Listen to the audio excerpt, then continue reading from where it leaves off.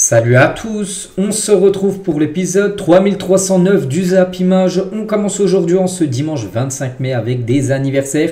Et il y en a pas mal aujourd'hui. Tout d'abord le défenseur français Ibrahima Konaté, défenseur de Liverpool. Il fête aujourd'hui ses 26 ans. Concernant son futur, on ne sait pas s'il va rester à Liverpool. Il est en fin de contrat dans un an, le 30 juin 2026. Mais voilà, s'il ne prolonge pas, il pourrait partir là. Comme ça, Liverpool pourrait récupérer de l'argent, sinon ils le perdront libre. Il peut rester, il peut prolonger, on verra. Mais en tout cas, c'est son anniv. Bonne anniv à lui. Arthur Tété, défenseur central belge de l'équipe de Francfort, il fête aujourd'hui ses 25 ans. L'ancien joueur de Rennes. José Gaya, l'arrière gauche espagnol de Valence, il fête aujourd'hui ses 30 ans. Terem Moffi, l'avant-centre de l'EGC Nice, il fête aujourd'hui ses 26 ans. Par exemple, tiens, Pierre Lesmelou, milieu défensif de Brest, il fête aujourd'hui ses 32 ans. Bon anniversaire à tous ces joueurs. On continue, on va parler maintenant du gros programme foot aujourd'hui parce que c'est les derniers matchs de la saison en Angleterre et également en Italie et en Espagne. Et tout d'abord en Angleterre, toutes les rencontres de cette 38e et dernière journée de cette saison de Première Ligue se jouent en même temps à 17 h. Bon, il n'y a peut-être pas de suspense par rapport au titre. On sait que c'est Liverpool qui a remporté le championnat. Il n'y a pas de suspense pour le maintien. Leicester, Ipswich et Southampton descendent, c'est officiel déjà depuis pas mal de temps. Mais il y a beaucoup de suspense par rapport aux places qualificatives en Ligue des Champions. Un petit coup d'œil au classement. Donc Liverpool premier, donc deuxième Arsenal. Donc ça bouge pas, Liverpool-Arsenal. Mais après de la troisième place jusqu'à la 7e, Nottingham, il y a 3 points d'écart. City, ils ont 68 points et Nottingham a 65 points. Et Nottingham joue un gros match aujourd'hui. Ils reçoivent, ils sont Nottingham là, Chelsea. Chelsea qui est 5e avec 66 points, donc Nottingham a un point de retard. Donc si Nottingham s'impose, ils passeront devant Chelsea. Un nul serait un bon résultat pour Chelsea. Donc voilà, il va y avoir des places. On saura qui sera en Ligue des Champions. Donc Aston Villa, eux, se déplacent à Manchester United. Bon, même si la saison a été catastrophique, ils vont finir avec une victoire. Manchester, mais Aston Villa, eux, jouent très très gros aujourd'hui. Donc voilà, grosse journée du côté du championnat anglais. Et juste, tiens, du côté, toujours vu qu'on parlait de l'Angleterre, on va juste comparer la saison de Marmoush et Bukayo Saka. Donc Saka, c'est 24 matchs joués depuis août pour 6 buts inscrits en Première Ligue. Bon, il a loupé pas mal de matchs. De janvier jusqu'à mars, il était blessé. Mais Marmoush, il arrive en janvier, quand même en Première Ligue. Il a été transféré, il a joué 15 matchs, donc 9 matchs de moins, mais il a plus marqué, Marmoush. Il a marqué 7 buts du côté de City, il en prend seulement en compte les statistiques en Première Ligue. Du côté de l'Espagne, c'est également les derniers matchs, 3 dernières rencontres aujourd'hui, Girona Atlético, Villarreal Séville et l'Athletic Bilbao contre le Barça ce soir pour clôturer cette saison de Liga. Et également le barrage retour de Ligue 2 nationale entre Clermont et Boulogne. N'oubliez pas que Clermont s'est imposé 3-1 au match à la Boulogne. Donc en cas de victoire nulle, ça passerait pour Clermont qui restera en Ligue 2. On verra, donc ça à 17 h cette rencontre. Du côté de la Serie A, c'est les derniers matchs également. Voilà, le programme, l'Atalanta Parme, la Juve se déplace à Venise ou par exemple le Torino reçoit l'AS Roma. On parlera bien sûr de toutes ces rencontres demain.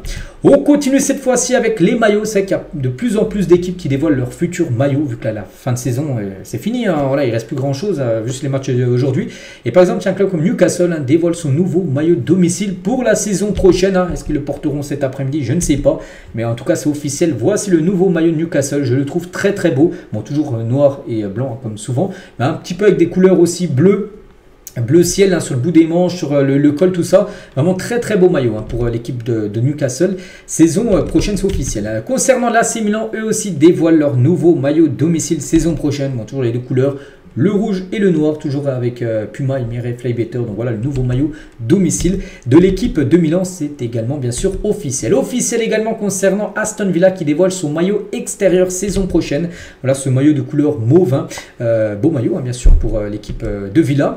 Concernant, donc là c'était officiel. Aston Villa, Milan AC, Newcastle. Donc là c'est des probabilités. C'est pas encore sûr, mais à quoi devrait ressembler le maillot de Lyon extérieur? Il pourrait ressembler à ça. C'est pas encore officiel. Mais il y a des chances qu'il ressemble à ça, le futur maillot lyonnais version extérieure. Concernant Liverpool, lui aussi sera dévoilé très prochainement. Il pourrait ressembler à ça, le maillot domicile. Ça n'a toujours pas été encore officialisé, mais il pourrait ressembler à ça. N'oubliez pas que Liverpool passe avec Adidas. Il change de partenariat. Donc beau maillot bien sûr pour les Reds. La Fiorentina aussi officielle dévoile leur nouveau maillot de domicile, bon, toujours de couleur violet. Donc une tunique qui jongle entre l'aspect vintage des années 90 et une identité moderne pour cette équipe de la Fiorentina. Donc voici leur maillot de domicile saison prochaine. Et donc voilà, quelques maillots que je vous ai présentés. Et concernant les maillots, en tout cas ça fait carton du côté de Marseille, les maillots de l'Inter. Donc les maillots de l'Inter, Milan se vendent comme des petits pains à Marseille. On va vraiment prier pour que l'Inter gagne. C'est un vendeur de sport 2000 du côté de Marseille. Il dit qu'en gros il y en a plein de supporters de Marseille qui achètent le maillot de l'Inter. Parce que vous savez ce qu'il y a maintenant dans 6 jours. la finale de Ligue des Champions Inter-PSG. Beaucoup de Marseillais seront derrière l'Inter. Hein. Pourtant, la ministre des Sports, hein, Marie Barsac, elle a dit, hein, je crois que tous les Français seront derrière le PSG, même les Marseillais. Bon, pas sûr, hein, parce que quand on entend ce vendeur du côté d'une boutique de maillots, en gros, beaucoup de maillots de l'Inter sont vendus actuellement du côté de Marseille. On va parler de Jean-Philippe Mateta, l'ambition de jouer la Coupe du Monde 2026 avec les Bleus. Manchester United le piste, hein, mais un retour en France n'est pas exclu. Hein. Il sait que le choix de son club comptera énormément. C'est vrai que quand tu joues dans un grand club, tu as plus de chances d'être appelé en sélection, surtout comme une sélection comme l'équipe de France. Donc là, actuellement, il a Crystal Palace, il y a des chances hein, qui part, bien sûr. Mateta, son objectif, c'est de jouer la Coupe du Monde l'année prochaine, enfin d'être dans le groupe, bien sûr, des Bleus. Voilà, c'est vrai que s'il va à Manchester, il sera beaucoup plus, je pense, médiatisé que quand il était à Crystal Palace. Il pourrait aussi revenir en France, hein, parce qu'en France, voilà, Deschamps voilà, suit énormément les équipes françaises. On verra, mais voilà, c'est un objectif de jouer la Coupe du Monde hein, pour Mateta. On va parler de Nordi Mukiele, ne restera pas à Leverkusen, il est prêté par le PSG, prêté par Paris. Hein, le défenseur français va revenir à Paris, mais le club cherche déjà à lui trouver une nouvelle porte de sortie. Il ne sera pas conservé, il ne restera pas à Paris. Donc sous contrat jusqu'en 2027, hein, il ne fait pas partie des plans de Luis Enrique. Donc voilà, il sera de nouveau prêté ou vendu la saison prochaine, mais il ne sera pas conservé par Leverkusen. Des nouvelles tiens de Lucas Chevalier. Aston Villa a désigné Lucas Chevalier comme le grand remplaçant de Martinez. Le gardien argentin Martinez, il y a des fortes chances qu'il quitte en gros cette équipe d'Aston Villa. Il faut trouver son remplaçant et Lucas Chevalier sera actuellement le gardien le mieux placé pour remplacer le joueur argentin. Donc les Villains sont déjà tentés une approche pour recruter le gardien de Lille. Hein. Voilà, donc affaire à suivre. Concernant Erik ten Hag, donc l'ancien coach de Manchester ou même de l'Ajax, hein, donc il a dit oui au Bayer Leverkusen, c'est Fabrizio Romano qui le dit. Le Néerlandais donne sa priorité à Leverkusen et attend maintenant la réponse du club allemand.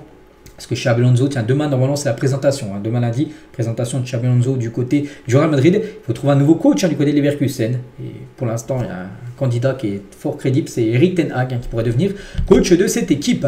On va parler d'Hannibal Mejbri, donc joueur tunisien et ancien joueur tiens, de Manchester United, hein, sur son choix d'avoir rejoint Manchester United à 16 ans. Il était au centre de formation du Paris FC, puis il a quitté jeune, hein, bien sûr, la France pour aller à Manchester. Il a dit, hein, depuis que je suis au Paris FC en jeune, je sais que ça parle énormément de moi, mon transfert United a fait beaucoup de bruit et dans le vestiaire je l'ai tout de suite senti en gros.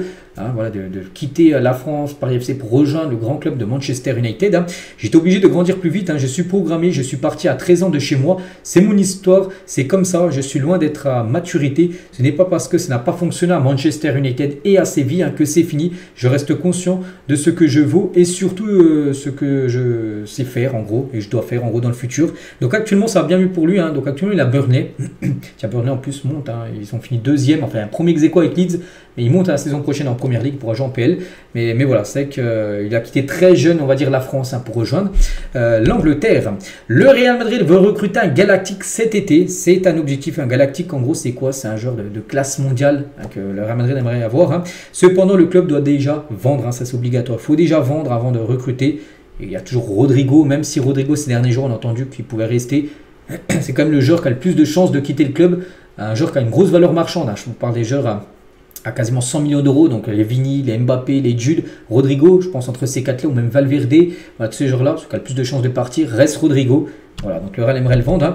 Et le Real Madrid réclame environ 80 millions d'euros minimum pour lâcher Rodrigo. Bon, il y a toujours Arsenal et Chelsea, hein, toujours très intéressés par le Brésilien. Luka Modric, hein, hier, qui a joué son dernier match hein, du côté du Real Madrid à domicile. Hein, il jouera encore la Coupe du Monde des clubs. Le football est un jeu qui se joue avec la tête. Tu peux mettre toute la force physique que tu veux. Il y a une chose qui s'appelle l'intelligence footballistique qui sera toujours essentielle dans le foot. Hein. Le physique ne supplantera jamais l'intelligence. Hein. C'est vrai que le physique, ça compte énormément dans le football. Mais dans la tête, hein, quand tu joues intelligemment, tu as beau être beaucoup plus physique, si tu joues avec l'intelligence, eh ben, ça sera toujours mieux que le physique. Voilà en gros ce qu'il a pu dire. C'est que lui, il n'a pas le meilleur physique, il n'est pas énorme, pas grand, tout ça. Mais il est très intelligent, Luka Modric, hein, c'est pour ça qu'il a fait une brillante carrière. On va parler de Pep Guardiola menacé de quitter City si l'effectif n'était pas réduit. Il a dit, hein, j'ai dit au club, hein, je ne veux pas ça, je ne veux pas mettre 5 ou 6 joueurs dans la tribune, je vais démissionner. S'ils ne font pas un effectif réduit, je ne resterai pas, parce que City, on connaît, c'est un club hein, qui recrute à tout va, voilà, plein de joueurs, et du coup, ça fait plein de joueurs pour Pep Guardiola. Lui, il veut vraiment un groupe, voilà. Il dit, en tant qu'entraîneur, je ne peux pas entraîner 24 joueurs, et lorsque je les sélectionne, il faut que 4, 5 ou 6 restent à Manchester, à domicile, parce qu'ils ne peuvent pas être dans le groupe, hein, il y a déjà trop de monde. Faute de pouvoir jouer, hein, j'ai dit au club que je ne voulais pas de ça. Il voulait un groupe à peu près de 10, allez, vingtaine de joueurs, 20 max on va dire, mais il ne veut pas 25, 26 joueurs, c'est beaucoup trop. Et c'est pour ça qu'il menaçait de quitter City. Si City continue à recruter plein de joueurs pour ramener plus d'éléments dans l'équipe, non, lui il ciblait des joueurs, il n'en voulait pas en plus en gros. Donc voilà, parce que c'est vrai que quand tu as plein de joueurs, du coup tu en laisses plein en tribune.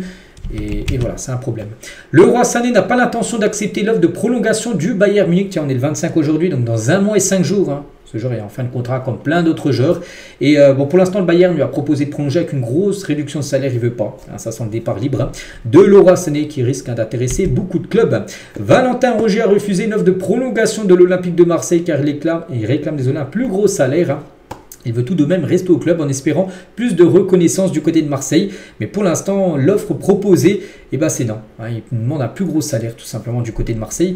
Valentin Rongier, on pense qu'il n'y a pas de négociation, s'il n'y a pas d'entente entre les deux parties, Rongier et Marseille, pourrait peut-être partir. Hein. Rongier pisté par Rennes, Valentin Rongier. Concernant Luis Diaz, c'est toujours la priorité du Barça. On en parle depuis quasiment 1 mois. Le Barça, de toute façon, veut faire un gros coup. Il veut absolument un ailier gauche. C'est la priorité, un ailier gauche. Il y a Luis Diaz, c'est le plan A. Bon, Marcus Rashford est l'alternative principale du club, c'est-à-dire plan B Rashford, mais Luis Diaz, c'est la priorité. N'oubliez pas que Liverpool a fixé son prix à 85 millions d'euros. Concernant Neymar, les gars, donc le Barça exclut la signature de Neymar cet été, parce que Neymar, il y a souvent des rumeurs vers un retour, mais pas en janvier. Neymar, quand il avait quitté Al Hilal, en gros, il y avait des rumeurs par rapport à un retour au Barça, à 1 an de la Coupe du Monde, pour être prêt pour jouer à la Coupe du Monde. Non, voilà, le Barça n'est pas du tout sur Neymar. Ils ne veulent pas du Brésilien. Il a quitté le club en 2017 et maintenant, c'est plus du tout un joueur, bien sûr, pour le FC Barcelone. Rio Ferdinand est choqué par Lamine Yamal, le meilleur joueur du monde. Hein, j'adore ce gars. Hein, il joue avec la maturité d'un joueur de 28 ans alors qu'il a seulement 17 ans. Donc Messi et Ronaldo ne faisaient pas ça à cet âge, personne. Hein, et joue au football d'une manière différente. C'est une folie, hein. Ce n'est pas normal de ne pas ressentir la pression. Ces 45 premières minutes face à l'Inter Milan. Au match aller, je n'ai jamais vu ça de sa carrière. En gros, Rio Ferdinand, tellement qu'il a choqué tout simplement. Lamine Yamal, tellement qu'il a choqué en gros Ferdinand. Du côté de Barcelone, 6 joueurs pourraient quitter le Barça cet été. Pas mal de départs. Donc Fati, Araujo, Lopez, Christensen, Eric Garcia et Pablo Torre. Ces 6 joueurs-là, bon, peut-être pas les 6 partiront tous. Mais ça se peut, j'en vois au moins une Fati, je pense que ça partira. Christensen, pour moi, c'est quasiment sûr que ça partira. Pablo Torre, je pense que les 3 là que j'ai cités, c'est sûr et certain que ça part. Araujo, il y a des chances qu'il parte. Hein. Il était beaucoup critiqué sur les derniers matchs et surtout le Barça a pas mal de défenseurs. Après Fermin et Eric Garcia, je pense qu'il y a peut-être des chances qu'il reste. Mais voilà, ça se peut aussi que tout le monde parte. Hein. Ça se peut aussi qu'il n'y en ait aucun qui parte. Mais le Barça, de toute façon, devra vendre des joueurs. Hein, ça sera obligatoire. Donc voilà, 6 joueurs pourraient quitter le Barça cet été. Mehdi Benatia est conquis par le PSG de Luis Enrique. Il a dit, hein, ce PSG que je vois depuis 5 mois, c'est le meilleur PSG que j'ai vu depuis l'ère Qatari. Avant, c'était une équipe de stars. Maintenant, c'est une vraie équipe, en gros. Ils courent ensemble, ils travaillent ensemble. Ils ont compris que pour gagner des titres, des grands titres, hein, il faut une équipe. Donc voilà, un grand titre. Hein, il y en a dans 6 jours maintenant, la finale de Ligue des Champions. On verra ce que ça donnera pour l'équipe parisienne. Le Racing Club de Lens rachète le stade Bollaert et devient propriétaire. Parce qu'avant, c'était la mairie de Lens, en gros, qui avait le stade. Et maintenant, Lens a acheté, le club de Lens a acheté le stade. Voilà, donc montant de l'opération, 27 millions d'euros qu'a déboursé le Racing Club de Lens pour s'offrir le stade, bien sûr, le stade Bollaert. Hein. Donc, par exemple, du côté du parc, hein, on sait que le Parc des Princes appartient à la mairie. La mairie ne veut pas vendre le parc. C'est pour ça que le PSG cherche à construire un nouveau stade. Du côté de Marseille, pareil. Hein. Le stade Vélodrome appartient à la mairie, donc l'Olympique de Marseille loue bien sûr le stade Vélodrome pour jouer dedans, un peu comme le Parc des Princes. Donc voilà, en tout cas Lens, eux maintenant ils ont leur propre stade, enfin c'est eux les propriétaires du stade, un peu comme Lyon, hein. Je crois que Lyon aussi sont propriétaires du stade. Officiel, beIN Sport continuera à diffuser la Coupe d'Angleterre la saison prochaine, c'est une bonne nouvelle. Hein. La beIN Sport a pas mal de championnats et ils garderont la FA Cup à diffuser. Ça c'est une bonne nouvelle pour beIN Sport. On va parler des pays hôtes de l'Euro 2028. Hein. Mais pas que l'Euro 2028. Donc là, il y a la Coupe du Monde l'année prochaine. Puis 2 ans après, ça sera l'Euro. Ça sera bien sûr en Angleterre, Irlande, Écosse et au Pays de Galles, ce sera au Royaume-Uni. Et ces 4 équipes devront passer par les qualifications. Parce que normalement, les pays hôtes sont qualifiés directement. Enfin, donc là, vu qu'il y en a 4, hein, ils devront tous passer par les barrages. Ça se peut, je ne sais rien. Tiens, que les Pays de Galles, c'est des choses élimination, en qualification. Désolé, en gros, ils jouent l'Euro, mais ils ne sont pas qualifiés. Voilà, donc ils devront tous passer par les qualifs. Thiago Silva voudra s'inspirer de Luis Enrique pour sa future carrière d'entraîneur. J'aime Luis Enrique, il m'a fait vivre mon pire match, donc la remontada. Quand tu regardes le Barça de 2015, comment Neymar a joué ce soir-là, c'était fou.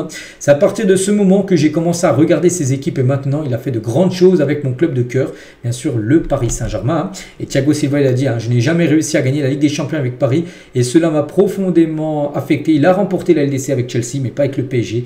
Et bien sûr, c'était une grande tristesse pour lui, parce qu'à Paris, c'est où il est resté le plus longtemps. Et on sait qu'il a été en finale, mais il n'avait pas remporté le trophée.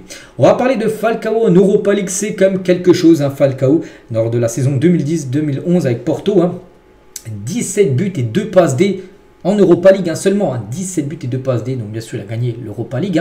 Et la saison suivante, 2011-2012, il est transféré à l'Atlético Madrid, pareil, 12 buts et 2 passes D, et de nouveau il gagne l'Europa League. Il a gagné 2 Europa League d'affilée dans 2 clubs différents, Porto et l'Atlético Madrid, ce serial buteur. Et on finit aujourd'hui les gars avec l'International Federation of Football History et Statistics, donc l'IFFHS en gros, a reconnu Léo Messi comme le meilleur joueur de l'histoire. Ils ont fait le top 10. Et Lionel Messi en numéro 1 devant Pelé, 2e, Diego Maradona 3e, Cristiano Ronaldo 4e, après il y a Cruyff 5e, Ronaldo le R9 6e, Zidane 7e, Frank Beckenbauer 8e, Di Stefano 9e et Ronaldinho 10e. Qu'est-ce que vous en pensez? Je pense que pour moi déjà que la première place c'est totalement logique, Messi, puis après oui, après ça peut faire débat. Est-ce que Ronaldo doit être plus haut? Est-ce que voilà, après chacun a son point de vue, mais rien que la première place, je pense que Messi, oui, est reconnu comme le meilleur joueur de l'histoire du football avec tout ce qu'il a pu gagner, avec la Coupe du Monde remportée il y a 3 ans, je pense qu'il a fini bien sûr le game. Donc voilà les gars, ce qu'il y a à dire aujourd'hui, j'espère que ça vous a plu. On se retrouve demain bien sûr lundi, on fera le débrief de toutes les rencontres de samedi, puis après ça sera officiel, tous les championnats seront finis. On basculera après sur la période mercato, puis surtout préparera la saison prochaine. Allez, je vous souhaite une bonne journée et à demain.